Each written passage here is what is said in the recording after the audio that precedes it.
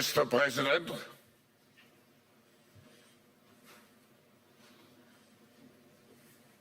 hello. What great honor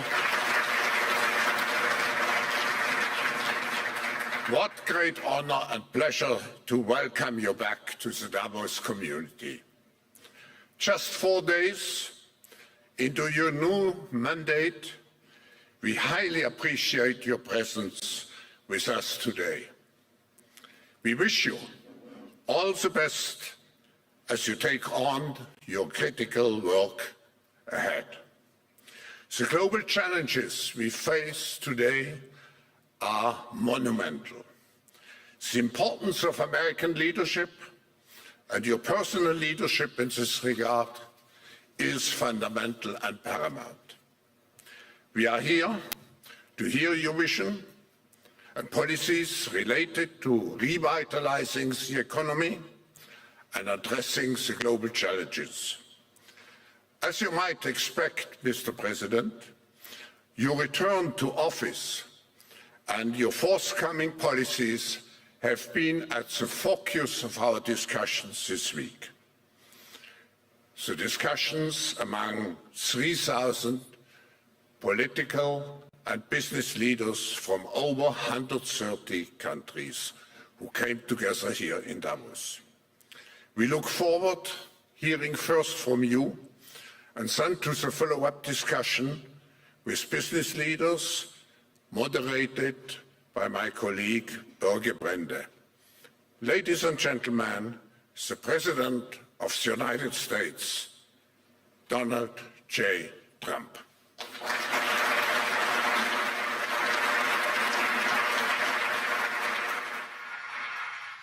Well, thank you very much, Klaus, and hello to everyone in beautiful Davos.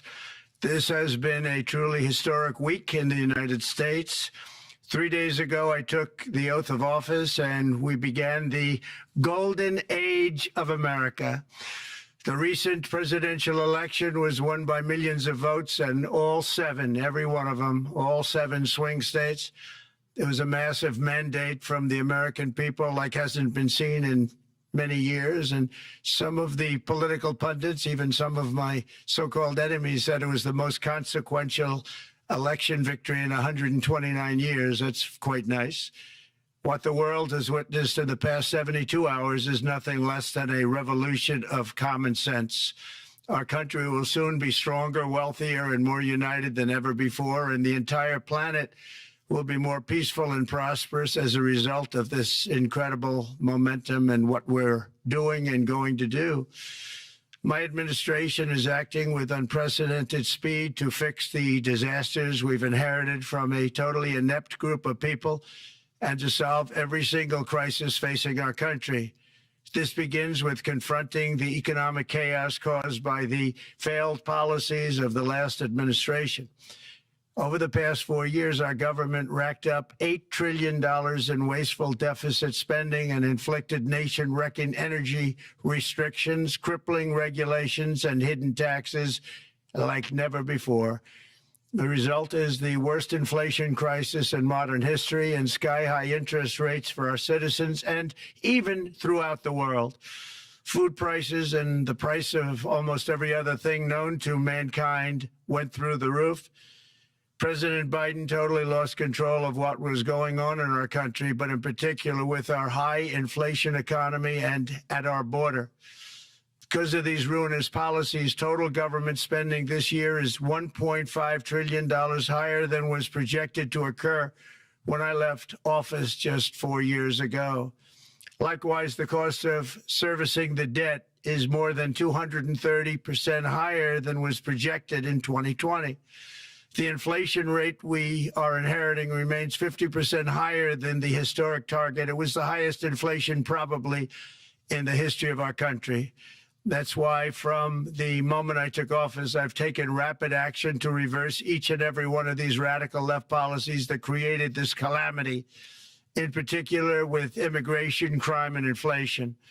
On day one, I signed an executive order directing every member of my cabinet to marshal all powers at their disposal to defeat inflation and reduce the cost of daily life. I imposed a federal hiring freeze, a federal regulation freeze, a foreign aid freeze, and I created the new Department of Government Efficiency. I terminated the ridiculous and incredibly wasteful Green New Deal. I call it the Green New Scam. Withdrew from the one-sided Paris Climate Accord and ended the insane and costly electric vehicle mandate. We're going to let people buy the car they want to buy. I declared a national energy emergency, and it's so important, national energy emergency to unlock the liquid gold under our feet and pave the way for rapid approvals of new energy infrastructure. The United States has the largest amount of oil and gas of any country on earth, and we're going to use it. Not only will this reduce the cost of virtually all goods and services, it'll make the United States a manufacturing superpower and the world capital of artificial intelligence and crypto.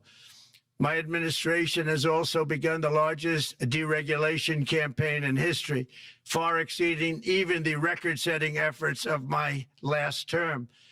In total, the Biden administration imposed $50,000 in additional regulatory costs on the average American household over the last 4 years.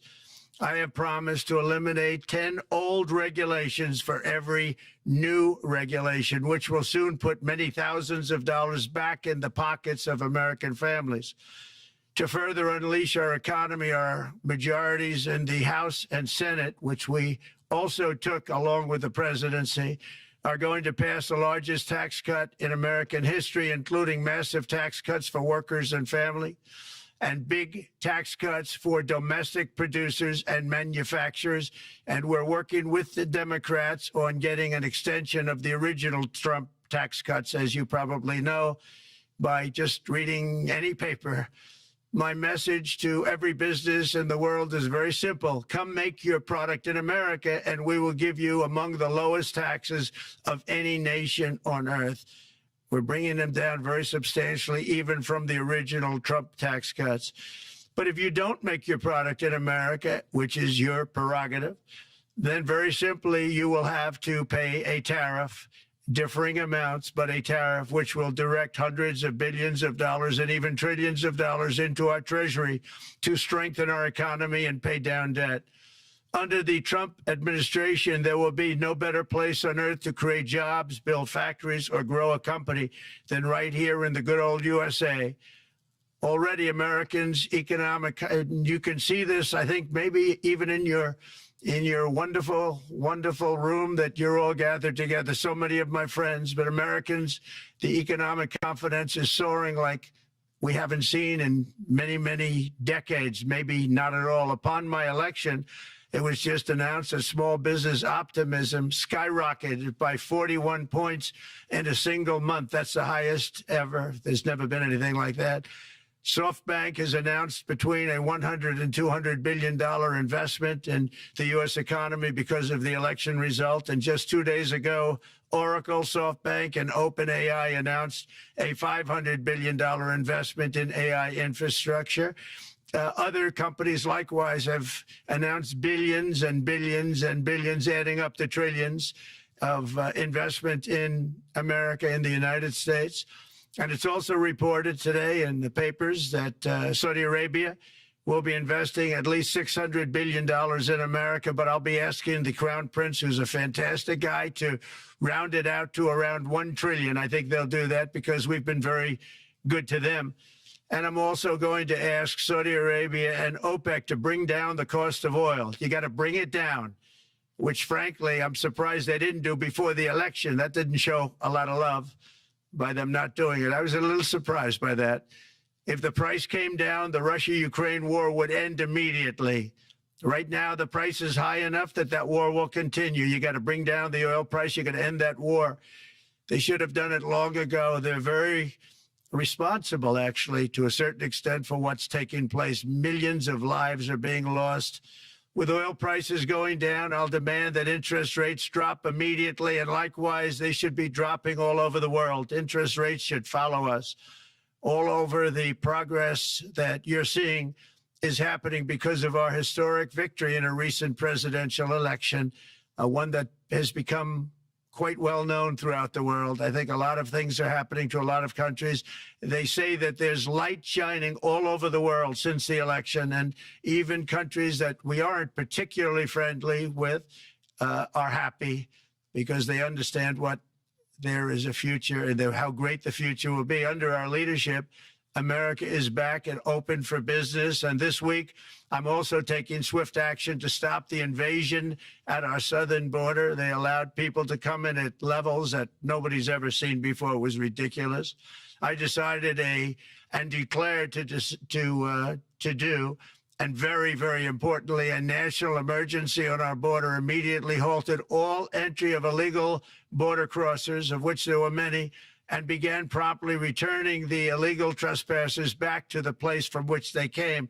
That action, as you've probably seen, has already started very strongly. I've deployed active duty U.S. military and National Guard troops to the border to assist in repelling the invasion. It was really an invasion.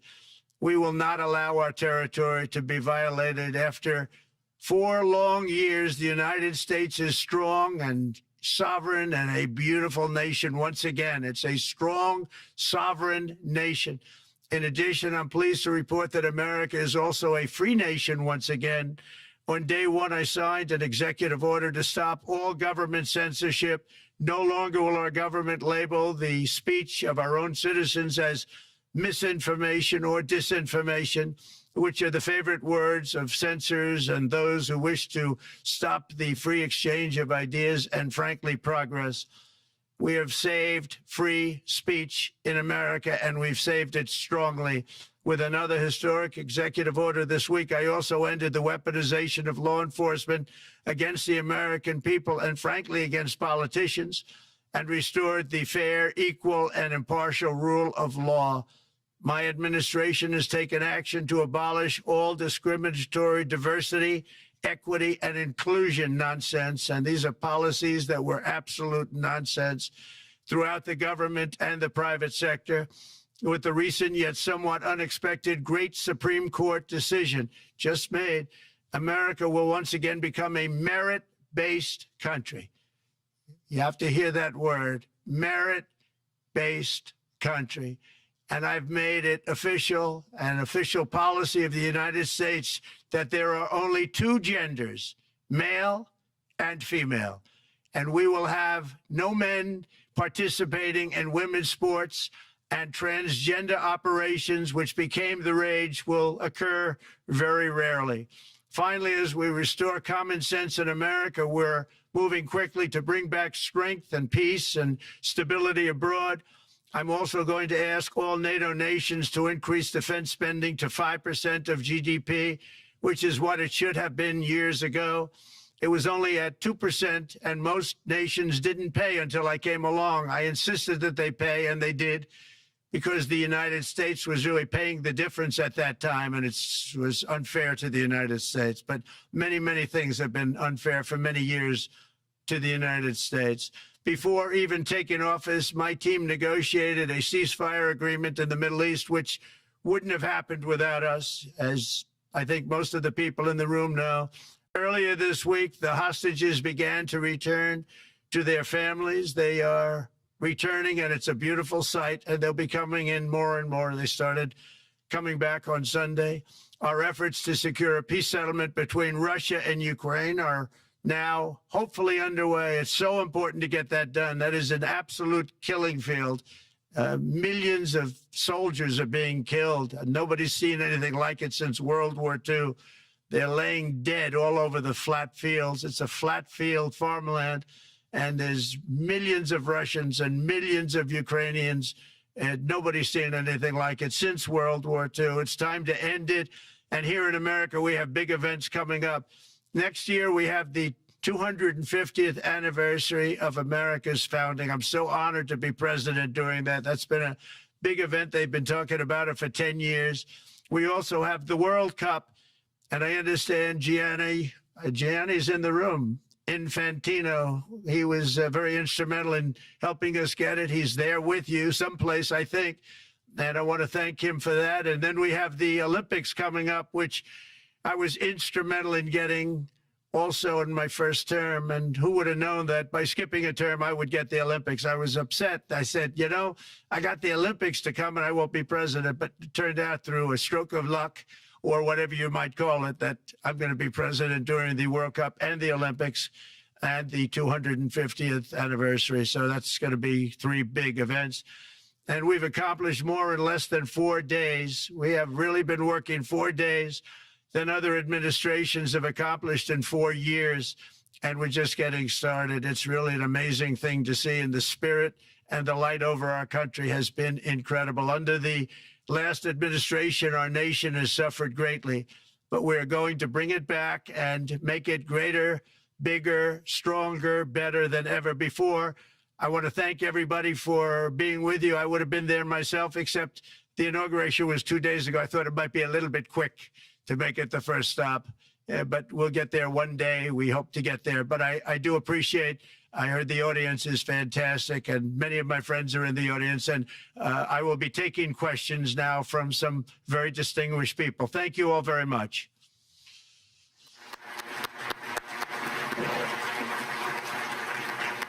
Thank you very much, Mr. President, for that very powerful speech. And I think you could hear the applause all the way from Davos to the White House. But next year it will be even better, because then you can get the applause here in Davos. So we wish you welcome to our village next year. We hope to see you. Thank you very much. So we also know, Mr. President, that you open up for interaction here. We have a great panel with some of the most distinguished business people in the world.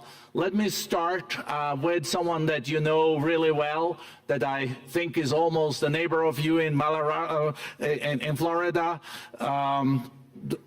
Mr. Steve Schwarzman, Chairman, CEO, and co-founder of Blackstone Group. So, Steve, floor is yours.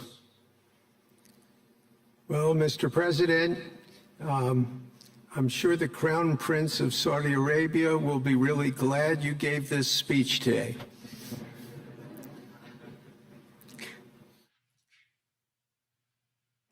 You've had the busiest 4 days that anybody can imagine, and congratulations for that.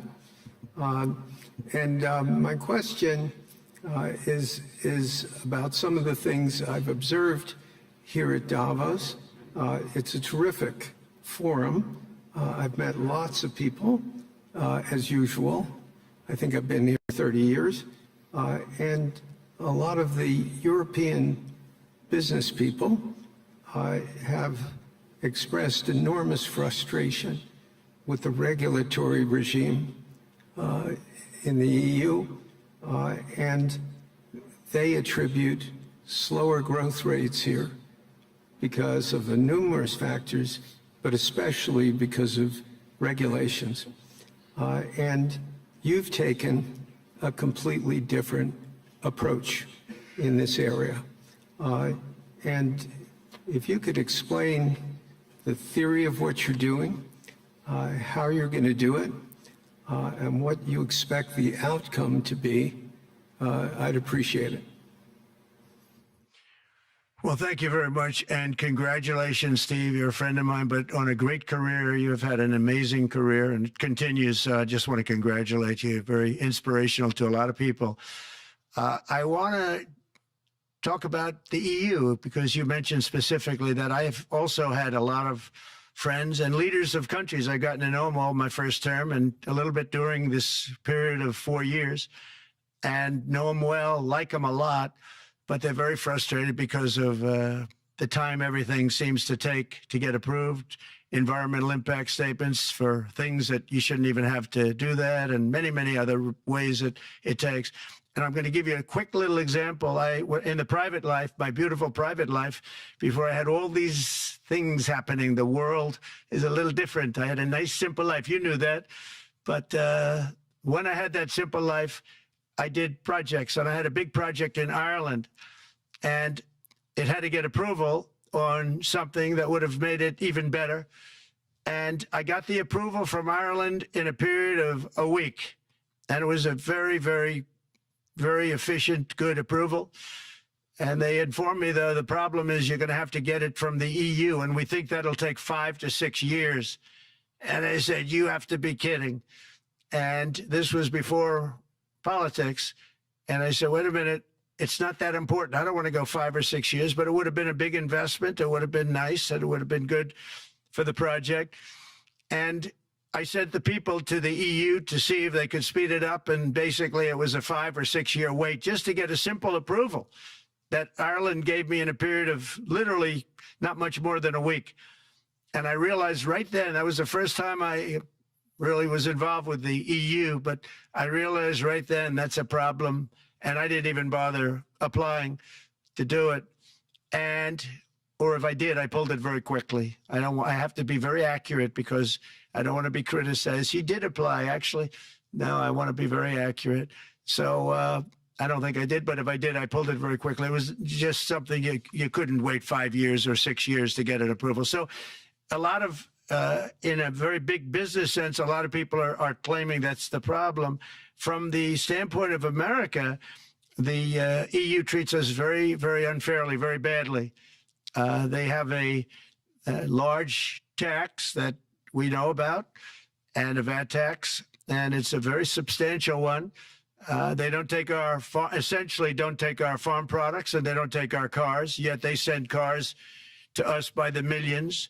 They put tariffs on things that we want to do. Like, for instance, I think they actually, in terms of, these are non-economic or non-monetary tariffs, and those are very bad, and they make it very difficult to bring products into Europe, and yet they expect to be selling, and they do sell their products in the United States. So we have, hundreds of billions of dollars of deficits with the EU, and nobody's happy with it, and we're going to do something about it, but nobody's happy with it. So I think the EU has to speed up their process.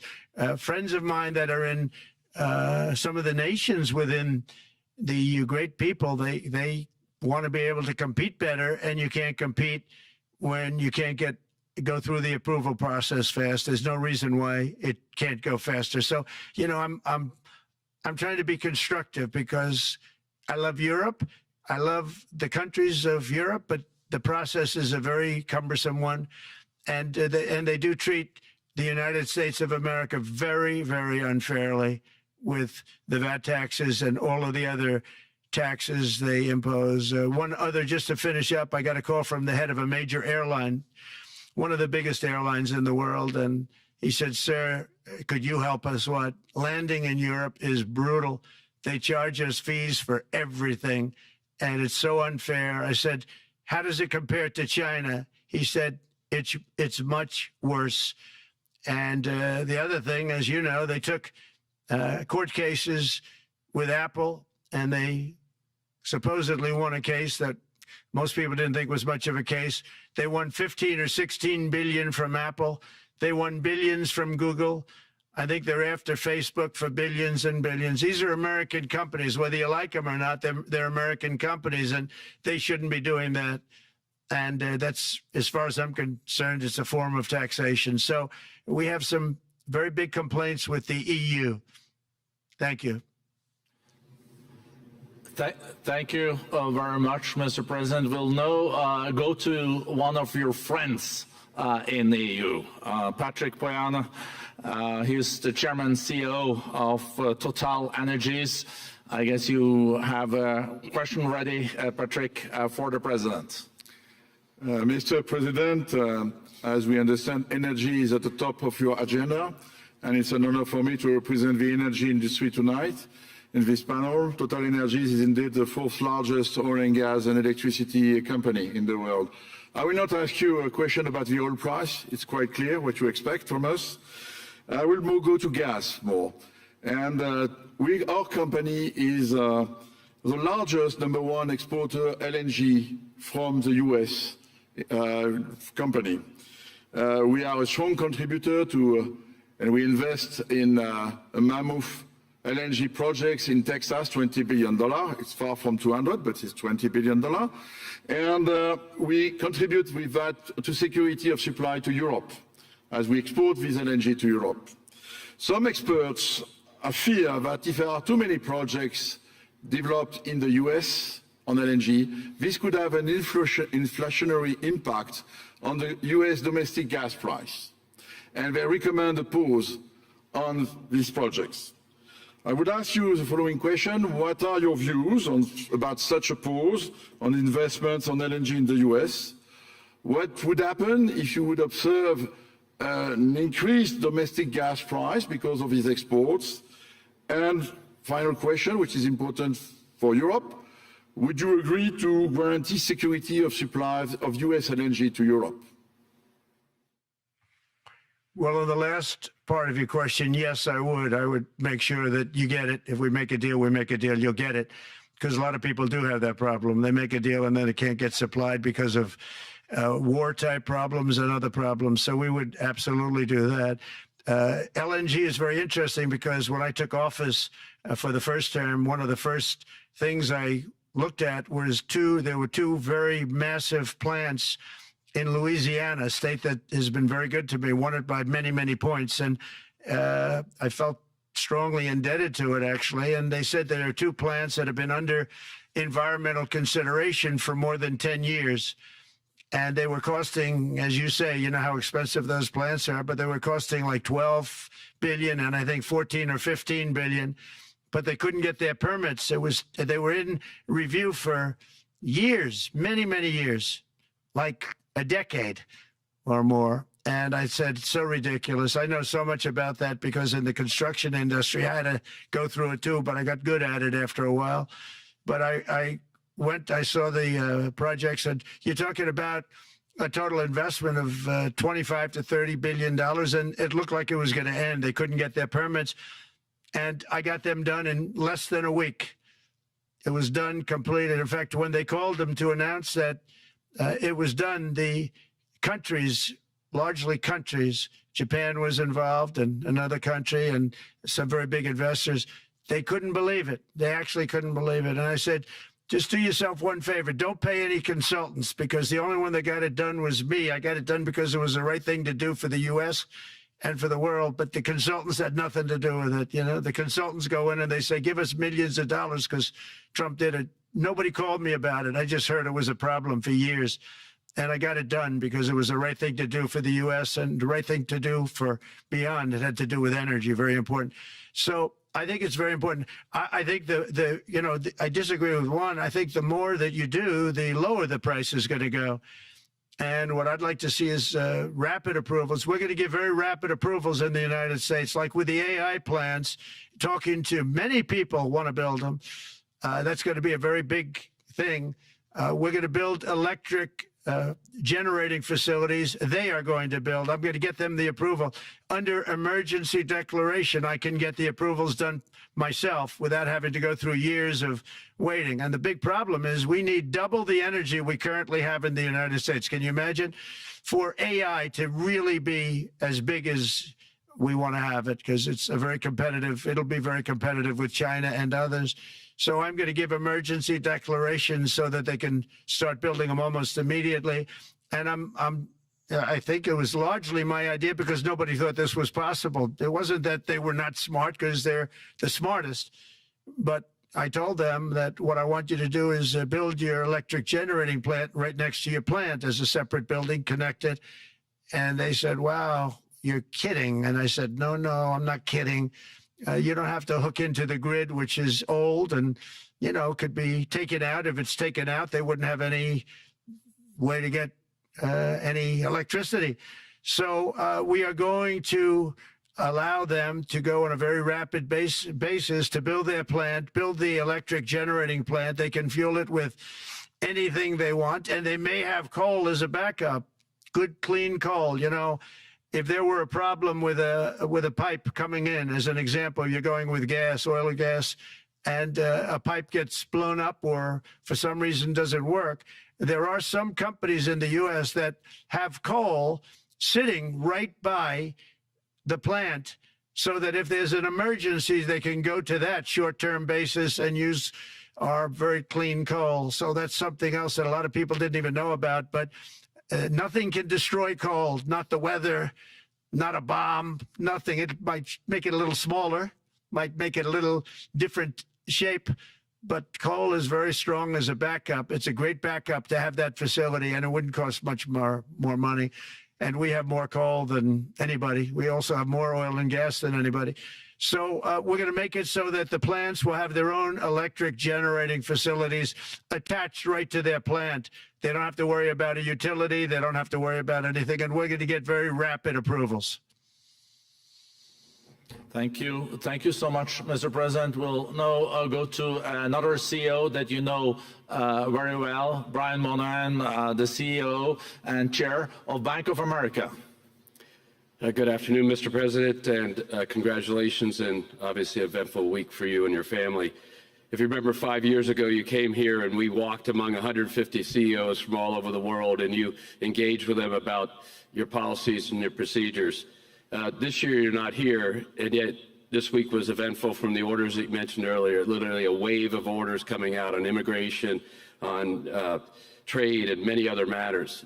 And so as a representative of the United States here, we got a lot of questions about what does all this mean and how would the president square this with his clear focus on growth, prosperity, market growth, stock market growth, a good bond market, and bringing down prices. So how do you think about the impact of all these orders and how fast they come out and how you're going to balance them with that scorecard of being successful in both continuing GDP growth, bringing down inflation, and also having a good stock price appreciation for the American citizen?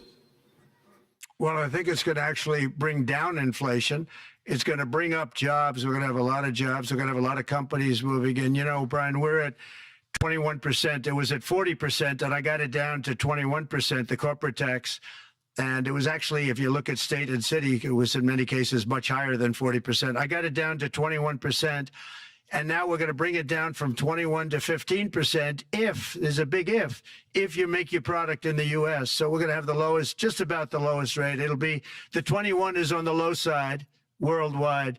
The 15 is about as low as it gets.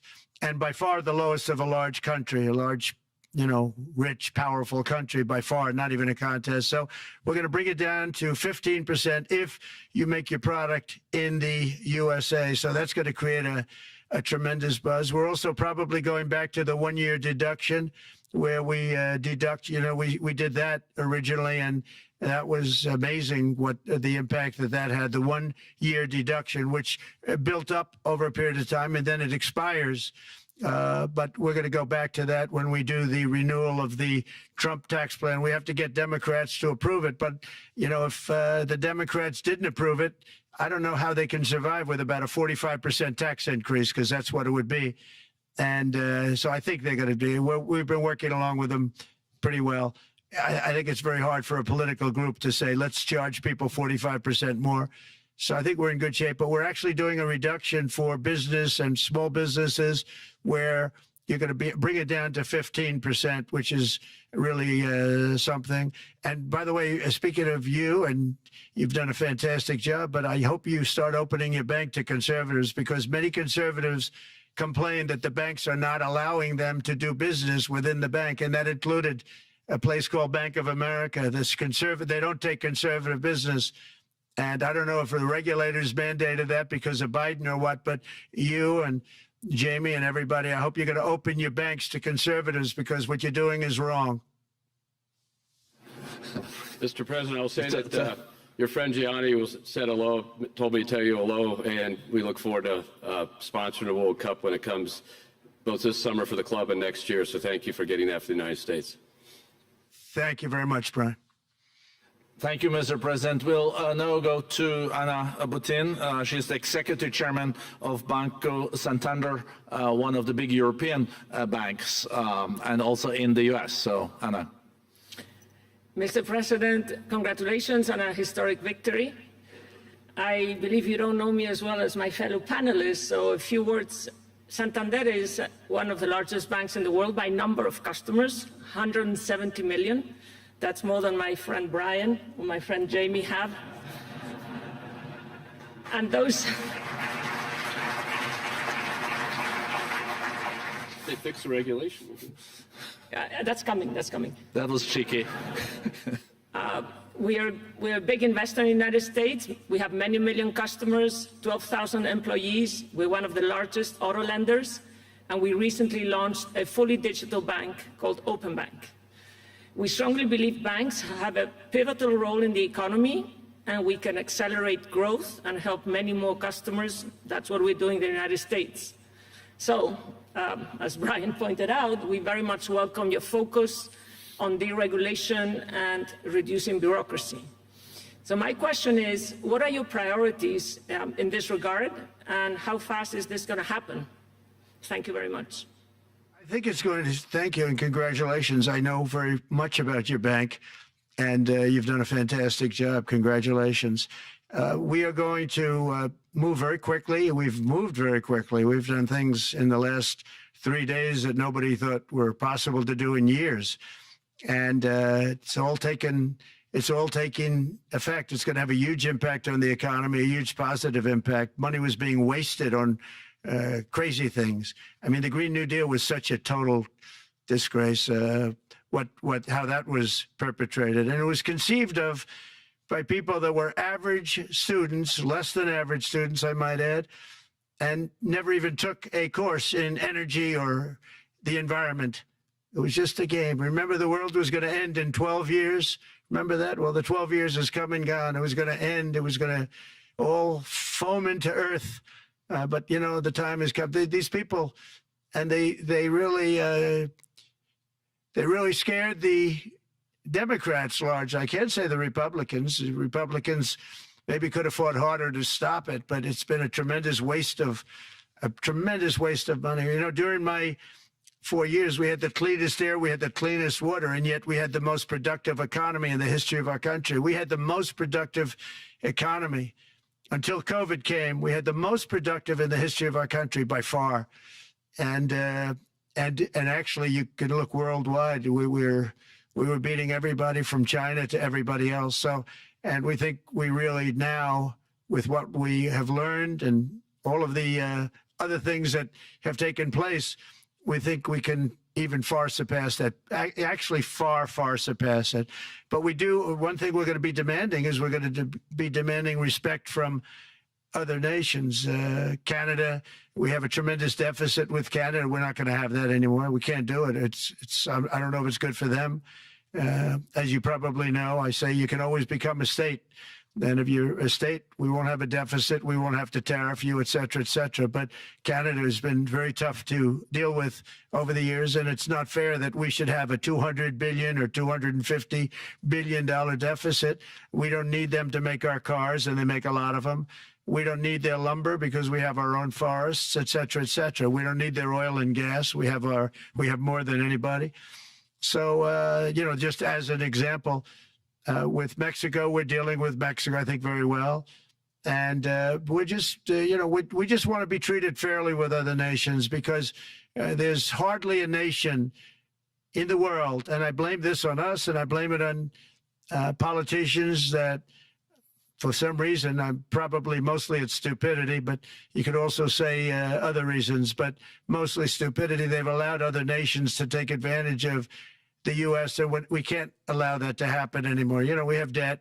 It's a very small debt when you compare it to the value of the assets that we have, but we don't want to do that. We want to just have debt be obliterated, and we'll be able to do that fairly rapidly.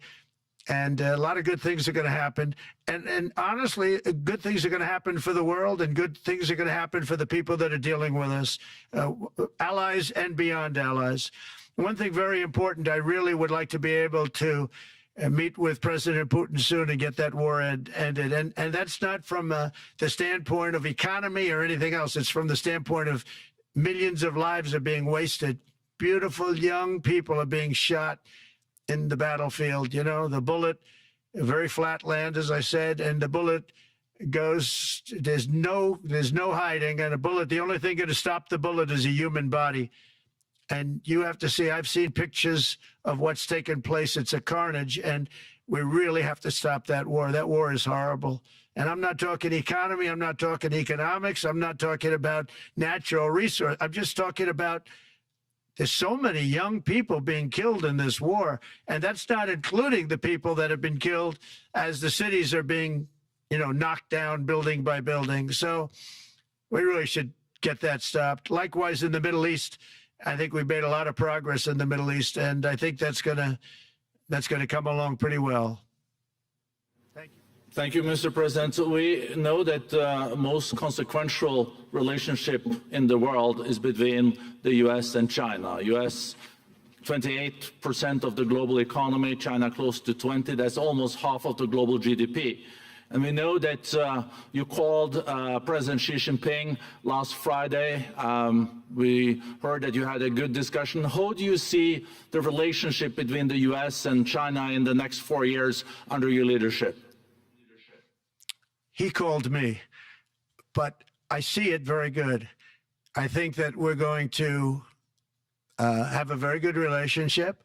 All we want is fairness. We just want a level playing field. We don't want to take advantage. We've been having massive deficits with China. Biden allowed it to get out of hand. He's $1.1 trillion deficit. It's ridiculous. And it's just an unfair relationship.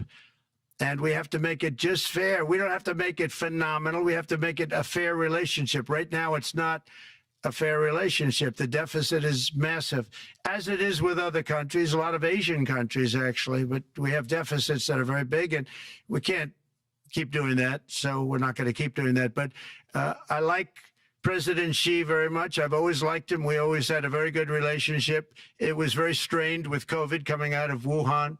Obviously, that strained it. I'm sure it strained it with a lot of people, but that strained our relationship. But we always had a great relationship, I would say, and we look forward to doing very well with China and getting along with China. Hopefully, China can help us stop the war with, in particular, Russia, Ukraine, and they have a great deal of power over that situation. And we'll work with them. And I mentioned that during our phone conversation with President Xi, and hopefully we could work together and get that stopped. We'd like to see denuclearization. In fact, with President Putin, prior to an election result, which was frankly ridiculous, we were talking about denuclearization of our two countries, and China would have come along. China has a much smaller, right now, nuclear armament than us, or field than us, but they're going to be catching it at some point over the next 4 or 5 years.